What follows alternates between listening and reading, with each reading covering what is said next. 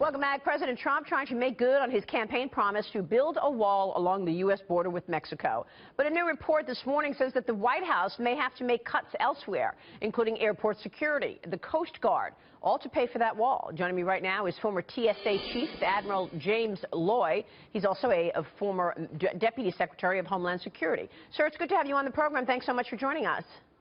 Morning, Maria. Nice to be with you. Talk to us about the challenges that you and some of your colleagues have faced at the border in terms of the budget that we are expecting this week and the expected cuts to things like TSA. Can you characterize the situation at hand right now in terms of challenges?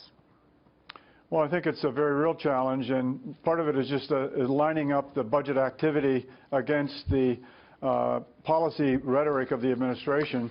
I think we all are absolutely delighted that the President is going to upgrade the strength of our national security envelope, but there needs to be a recognition that the national security envelope in the wake of 9/11 does include the Coast Guard and agencies within DHS. It's not just the 4 DOD services.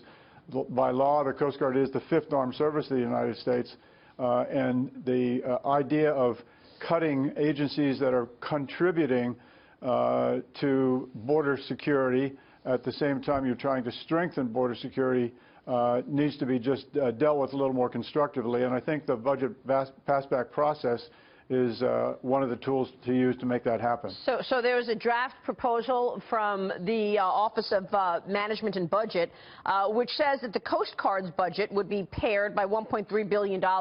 Spending on the Transportation Security Administration, TSA, and FEMA would get sliced by $900 million. Now, candidate Trump, of course, promised to build this southern wall, and you have to have a way to pay for that. So how would you expect things to change at TSA as a result of budget cuts that we're expecting to be announced this week? Well, if those budget cuts were sustained, the challenge is what happens at the borders, whether the wall is there or not.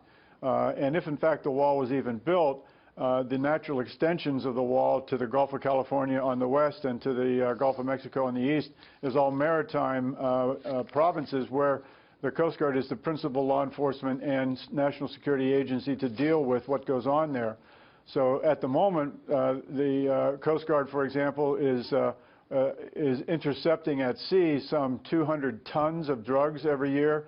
6,000 illegal migrants are collected at sea before they even reach those borders. So to take away the capability to make constructive progress in the very areas that you're looking to sustain makes little sense if you're cutting the agencies that are actually doing that.